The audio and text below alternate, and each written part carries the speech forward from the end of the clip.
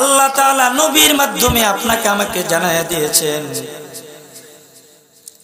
ওগো নবী, আপনি জানায়া দেন, আপনি যাই না রাখেন, হাসরের ময়দানে যখন নাফরমান আসামির কাঠগড়ায় দাঁড়াইবে, আসামির কাঠগড়ায় দাঁড়ানোর সাথে সাথে বান্দা থরথর করে কাঁপতে থাকবে, থরথর করে কাঁপতে থাকবে ভয়ে। যখন আমলনামা তার সামনে উঠানো হবে, আমলনামা বান্দার হাতে দেওয়া হবে, হাতে। নেককার যারা থাকবে, নেককারের আমলনামা ডান হাতে দেওয়া হবে, ডান হাতে আমলনামা দেওয়া হবে। আর বদকার যারা থাকবে তাদের আমলনামা বাম হাতে দেওয়া হবে।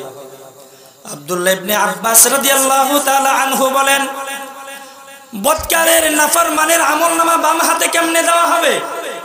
কয় নাফরমানের আমলনামা যখন দেওয়া হবে, আল্লাহ তাআলা ফেরেশতাদেরকে ডাক দিয়া বলবে, এই ফেরেশতারা, এই নাফরমানের আমলনামা তার বাম হাতে দিবা, ভালো কথা, কিন্তু তার আমলনামা সামনে দিয়ে তুমি দিও না। আব্দুল্লাহ ইবনে আব্বাস রাদিয়াল্লাহু তাআলা আনহু বলেন, কেমনে দিবে তোমরা জানোনি? কয় ওই নাফরমানের হাতটাকে বুকটা ফাইরা পিছন দিকে দিয়ে বের করে, পিছন দিক দিয়ে হাতটাকে বাইর কইরা পিছন দিকে তারপরে তার আমলনামা দিবে। কত ভয়ঙ্কর অবস্থা হবে। বান্দা চিল্লায় চিল্লায় বলতে থাকবে, ওয়ালা সগীরাতা ওয়ালা কাবীরাতা ইল্লা আহসাহা। আরে ছোট থেকে ছোট কোনো গুনাহ ছাড়া হয় না, বড় থেকে বড় কোনো গুনাহ ছাড়া হয় না, সবই তো এখানে সামনে আছে, সব সামনে আনা।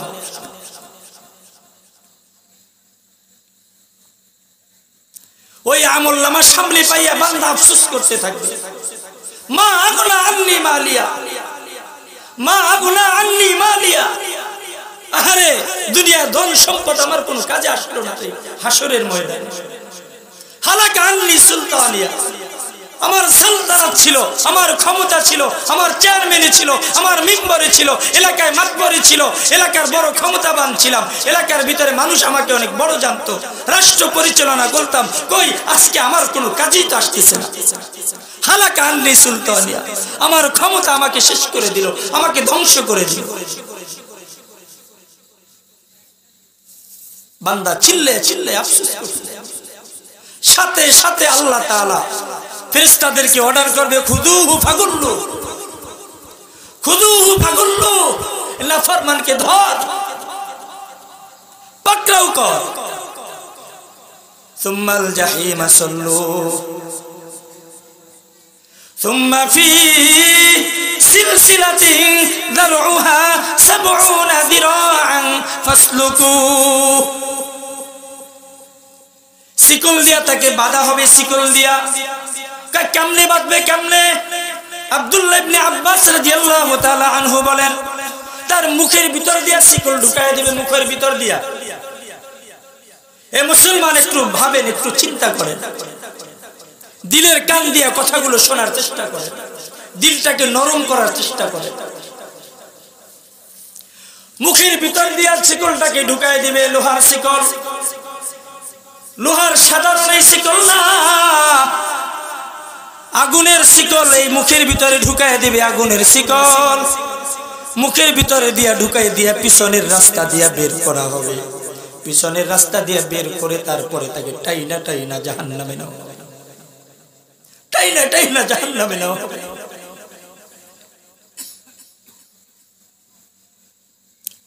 যদি হাসরের ময়দানে আল্লাহ তাআলা আপনাকে আমাকে ওই আসামির কাঠগড়ায় দাঁড়া করাইয়া হিসাবগুলো নিতে থাকে, এরে মুসলমান, কার এমন ক্ষমতা আছে, কার এমন ক্ষমতা আছে যে হিসাব দিয়া তারপরে আপনি আমি জান্নাতে যাইতে পারবো? বলেন, কারো এমন ক্ষমতা আছে? বলেন, এমন কোন শক্তি আসেনি? বলেন। এই জন্য আল্লাহ তাআলা বান্দাকে ডাক দিয়া বলেন, ইয়া আইয়ুহাল ইনসান মা গররাকা বিরাব্বিকাল কারীম।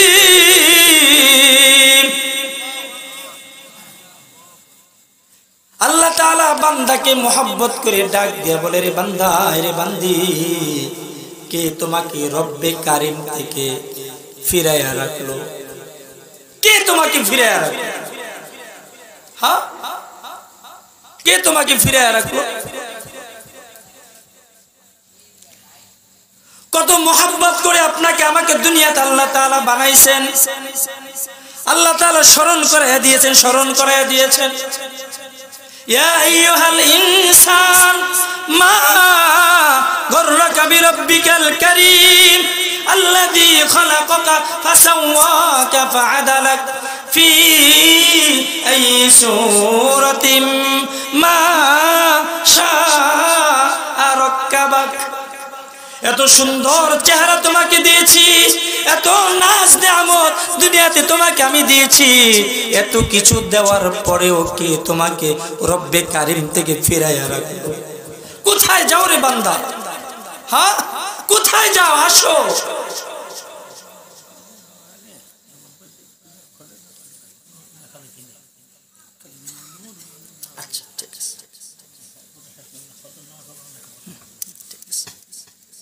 আল্লাহ তাআলা বান্দাকে স্মরণ করাইতেছেন, কে তোমাকে আমার থেকে ফিরাইয়া দিল? অথচ তোমাকে আমি এত নাজ নিয়ামত দিয়েছি, এত সম্মান দিয়েছি, এত সুন্দর আকারে তোমাকে আমি বানাইছি, এত সম্মান তোমাকে দিয়েছি, যে সম্মান অন্য কোন জাতিকে আমি আল্লাহ তাআলা দেই নাই। তোমাদের সৌন্দর্যের ঘোষণা আমি আল্লাহ তাআলা করেছি, তোমাদের সম্মানের ঘোষণা আল্লাহ তাআলা করেছি। ওয়ালাকাদ কাররামনা বানি আদম, সর্বশ্রেষ্ঠ জাতি হিসাবে তোমাকে আমি বানাইছি। কে বানাইছেন বলেন? এত সম্মান কোন জাতিকে আল্লাহ তাআলা দিয়েছেন? এত সম্মান কোন জাতিকে আল্লাহ তাআলা দেয় নাই। ফেরেশতাকে আল্লাহ তাআলা এত সম্মানিত করেন নাই, জিনকে আল্লাহ তাআলা এত সম্মানিত করেন নাই, অন্য কোন জাতিকে আল্লাহ তাআলা এত সম্মানিত করেন নাই, এত সুন্দর করে আল্লাহ তাআলা বানান নাই। লাকাদ খালাকনাল ইনসান ফি আহসানি তাকওয়িম, সুন্দর অবয়ব দিয়ে আপনাকে আমাকে তৈরি করেছেন। এই কারণে আল্লাহ তাআলা বলতেছেন, রে বান্দা রে বান্দি, এত কিছু দেওয়ার পরেও তুমি কেমনে নাফরমানি করো, কেমনে আমার থেকে তুমি ফিরে যাও, কেমনে তুমি আমার বিরোধিতা করো, কেমনে তুমি আমার জমিনে তাইকা গুনাহ করো বলো। এখন আপনি বলতে পারেন, হুজুর আপনি যা কিছু বলছেন সবই বুঝলাম, এতদিন পর্যন্ত নাফরমানি করেছি, এতদিন পর্যন্ত গুনাহ করেছি, এই গুনাহের পরে আল্লাহ তাআলা আমাকে মাফ করবেননি, আল্লাহ তাআলা আমাকে মাফ করবেননি। ওই ঘোষণা আল্লাহ তাআলা বান্দা বান্দিকে দিয়ে দিয়েছেন, এরে বান্দা এরে বান্দি, রাতের অন্ধকারে গুনাহ করেছো, দুনিয়ার কোনো মানুষ জানে নাই, ঘরের ভিতরে রুমটাকে আটকাইয়া তুমি গুনাহ করেছো, কানের ভিতরে হেডফোন লাগাইয়া তুমি গুনাহ করেছো, দুনিয়ার কোনো মানুষ জানতে পারে নাই, আমি আল্লাহ তাআলা তোমার গুনাহের খবর জানতে পেরেছি। আমি আল্লাহ তাআলা জানি তুমি গুনাহ করতে করতে করতে করতে একেবারে আসমান পর্যন্ত তোমার গুনাহের সীমানা হয়ে গেছে, তোমার গুনাহের সীমানা পুরো জমিনটা ভরে গেছে, এত পরিমাণে তুমি গুনাহ করেছো, এরপরেও তুমি আমার কাছে তওবা করো। ইস্তাগফিরু রাব্বাকুম ইন্নাহু কানা গফফারা। আল্লাহ তাআলা বলেন, তুমি যত গুনাহ করো, যত নাফরমানি করো না কেন, তুমি আমি আল্লাহ তাআলার কাছে তওবা করো, ইস্তিগফার করো, আমি আল্লাহ তাআলা তোমার জিন্দেগীর গুনাহগুলোকে maaf করে দিব। maaf করার মালিক কে? জোরে বলেন, জোরে বলেন কে? আল্লাহ তাআলা maaf করবেন কিনা? যদি আল্লাহ তাআলা maaf নাই করেন তাইলে কেন ঘোষণা দিলেন? যদি আল্লাহ মাফ না করেন তাইলে ঘোষণা দিলেন কেন? যদি আল্লাহ মাফ না করে তাইলে আল্লাহ তাআলা মিথ্যাবাদী। যদি মাফ না করে, আল্লাহ ঘোষণা করছে আমি মাফ করব, আল্লাহ ঘোষণা করছে আমি মাফ করব, এখন যদি আল্লাহকে আমি মাফ করব না তাইলে কথা মিথ্যা না? হ্যাঁ, আর আল্লাহ তাআলার কথা কি মিথ্যা হইতে পারে? হ্যাঁ, আল্লাহ তাআলার কথা মিথ্যা হইতে পারে? সম্ভব এটা? আল্লাহ তাআলার কথা কখনো মিথ্যা হইতে পারে না, আল্লাহ যেটা বলছে ওইটাই। তবে আমার তওবাটা ওইরকম ভাবে হইতে হবে, আমার তওবা ওইরকম ভাবে হইতে হবে, আমার গুনাহের অনুশোচনা ওইরকম ভাবে হইতে হবে, যেই রকম ভাবে আল্লাহ চায় ওই রকম ভাবে আমার হইতে হবে। যদি হয় তাইলে বান্দার জন্য সুসংবাদ, বান্দা তোমাকে আমি মাফ করে দিব। ইস্তাগফিরু রাব্বাকুম ইন্নাহু কানা গফফারা। বান্দা তুমি তওবা করবা, আমি তোমার গুনাহ মাফ করব। কয় কেন মাফ করবেন? কয় ইন্নাহু কানা গফফারা, আমি আল্লাহ চূড়ান্ত পর্যায়ের ক্ষমাশীল। আমি আল্লাহ চূড়ান্ত পর্যায়ের ক্ষমাশীল। তুমি যত গুনাহ করো, যত নাফরমানি করো, সমস্ত গুনাহ আমি আল্লাহ তাআলা মাফ করে দিব। তবে মাফ চাওয়ার মতো বান্দাকে মাফ চাইতে হবে। যদি মাফ চাওয়ার মতো মাফ চাইতে পারি তাইলে আল্লাহ তাআলা মাফের ঘোষণা করে দিয়েছেন। ওই যে মূসা আলাইহিস সালাতু ওয়াস সালাম তার উম্মতদেরকে নিয়ে দোয়া করতেছেন, উম্মতদেরকে নিয়ে দোয়া করেন, উম্মতের পয়গম্বরের কাছে আবেদন করেছেন, পয়গম্বর জমিনে বৃষ্টি হয় না, আমাদের ফসলগুলো নষ্ট হয়ে যাইতেছে, জমিনের পশু পাখি কষ্ট পায়, আল্লাহ তাআলার কাছে একটু আমাদেরকে নিয়ে দোয়া করেন পয়গম্বর, আল্লাহ তাআলা যেন একটু বৃষ্টি দিয়া দেয়, জমিনটাকে একটু শান্ত করে দেয়, একটু দোয়া করেন। হযরত মূসা আলাইহিস সালাতু ওয়াস সালাম উম্মতদেরকে নিয়ে দোয়া করতেছেন, আল্লাহ জমিনে বৃষ্টি দরকার, তোমার মাখলুকেরা কষ্ট পায়, আমার উম্মতেরা কষ্ট পায়, ফসলগুলো নষ্ট হয়ে যাইতেছে, তুমি বৃষ্টির ব্যবস্থা করে দাও, জমিনটাকে তুমি শান্ত করে দাও। পয়গম্বর দোয়া করতেছেন, পয়গম্বরের দোয়া আল্লাহ তাআলা ফিরিয়ে দেয়নি বলে? পয়গম্বরের দোয়া আল্লাহ ফিরিয়ে দেয়? হ্যাঁ, কোন পয়গম্বরের দোয়া আল্লাহ ফিরিয়ে দেয় নাই। যখন যেই দোয়া করেছেন ওই দোয়াই আল্লাহ তাআলা কবুল করেছেন। দোয়া করতেছেন পয়গম্বর, লম্বা সময় নিয়ে দোয়া করতেছেন, কিন্তু আল্লাহ তাআলা দোয়া কবুল করতেছেন না।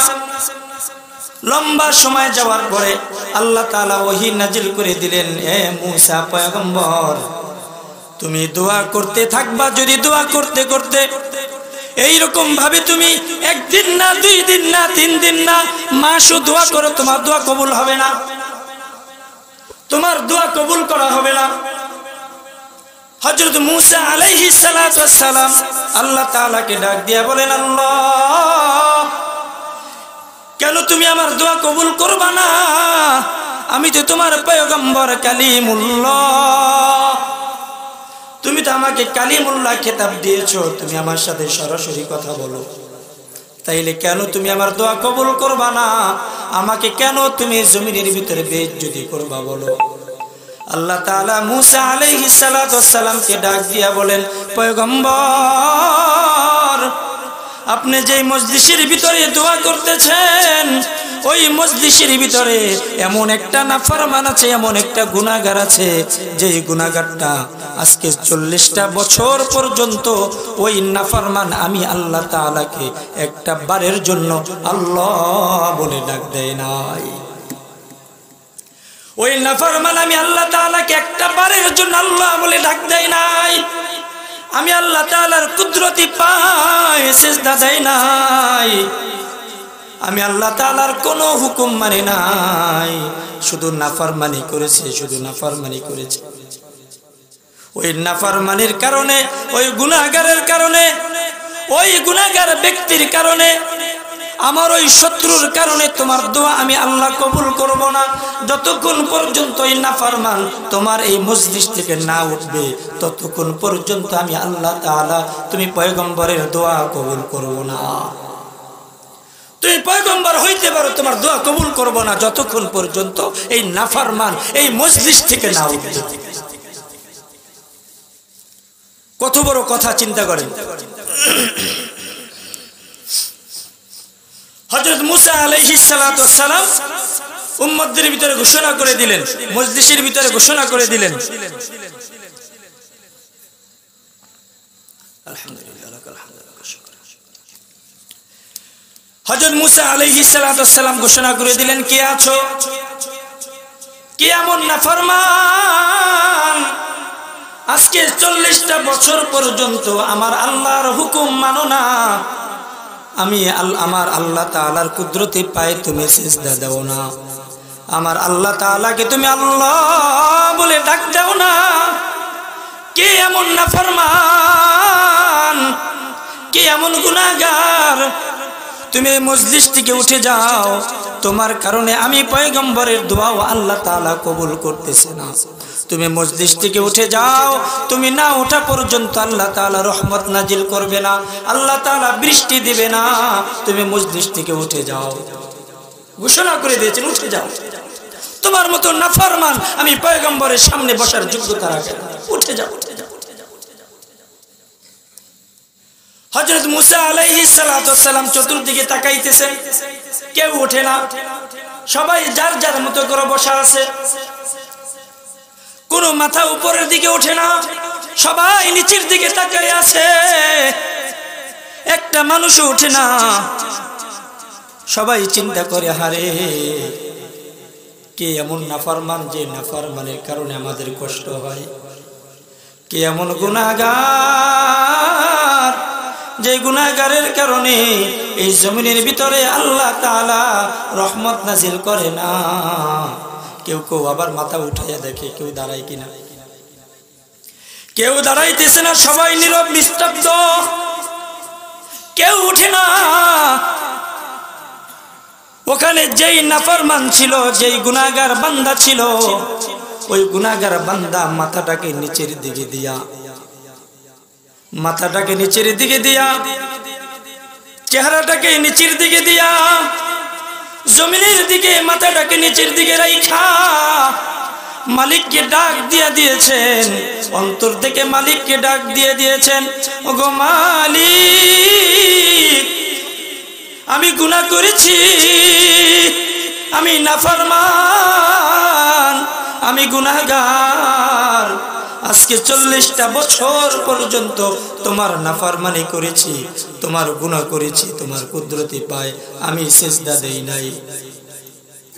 এই 40টা বছর পর্যন্ত তুমি আমাকে বেইজ্জতি করো নাই গো মালিক, আমাকে তুমি তোমার এই বান্দাদের সামনে বেইজ্জতি করো নাই, তোমার পয়গম্বরের সামনে আমাকে বেইজ্জতি করো নাই, আমার সামনে থেকে তোমার নিয়ামত ছিনায় নাও নাই গো মালিক, তোমার নিয়ামত তো আমি ভোগ করেছি, আমাকে খাওয়াইয়া পড়াইয়া তুমি জমিনের ভিতরে বাঁচাইয়া রাখছো আল্লাহ। আজকে যদি তুমি আমাকে এই মানুষগুলোর সামনে বেইজ্জতি করে দাও, বলো না গো আল্লাহ, আমি তোমার এই গুনাহগার বান্দা কার দরবারে যাব? বলো না গো আল্লাহ, আমি কার দরবারে যাব? কি আমাকে মাফ করবে বলো না? আমি তো নাফরমান, আমি গুনাহগার, আমি নাফরমান হইতে পারি, তারপরেও তো তোমার বান্দা, তারপরেও তো তুমি আমাকে মহব্বত করে বানাইছো। তুমি যদি আমাকে তোমার পয়গম্বরের সামনে বেইজ্জতি করে দাও, বলো না গো আল্লাহ, আমি এই গুনাহগার বান্দা কার দরবারে যাব? আল্লাহ তাআলা যদি আপনাকে আমাকে মাফ না কইরা তার দরবার থেকে গুনাহগার বইলা তারাইয়া দেয়, বলেন না কার দরবারে যাব? আমরা যাওয়ার মতো কোনো সুযোগ আছে? যাওয়ার মতো কোনো ক্ষমতা আছে? যেহেতু ক্ষমতা নাই, তাইলে আল্লাহ তাআলার দরবারে আমার 2টা চোখের পানি ছাইরা দিয়া আল্লাহ তাআলার কাছে রোনাজারি করতে হবে। যদি 2টা চোখের পানি ছাইরা দিয়া মালিককে দিল থেকে ডাক দিতে পারি, ওগো মালিক, আমি গুনাহগার, নাফরমান, গুনাহ করেছি, তুমি আমাকে মাফ করে দাও। আল্লাহ বলেন, ইস্তাগফিরু রাব্বাকুম ইন্নাহু কানা গফফারা। বান্দা তুই আমার কাছে তওবা করতে দেরি হবে, আমি আল্লাহ তোর গুনাহগুলোকে মাফ করতে দেরি করব না। শুধু মাফ করব না, ইল্লা মান তাবা ওয়া আমানা ওয়া আমিলা আমালান সালিহা ফাউলাইকা ইউবাদদিলুল্লাহু সাইয়্যাতিহিম হাসানা। শুধু মাফ করব না, শুধু মাফ করব না, তোমার এই গুনাহগুলোকে আমি আল্লাহ তাআলা নেকির দ্বারা পরিবর্তন করে দিব।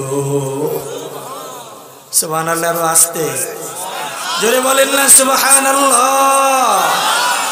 আল্লাহ বলেন ফাউলাইকা ইউবাদদিলুল্লাহু সাইয়্যাতিহিম হাসানাত। তোমার এই গুনাহগুলোকে আমি নেকির দ্বারা পরিবর্তন করে দিব। আপনি প্রশ্ন করতে পারেন, আল্লাহ আমার মতো গুনাহগার তো এই জমিনে নাই, আমার এই গুনাহগুলোকে যদি বন্টন করে দেওয়া হয় তাহলে দুনিয়ার মানুষের ভিতরেও তো কম পড়ে যাবে।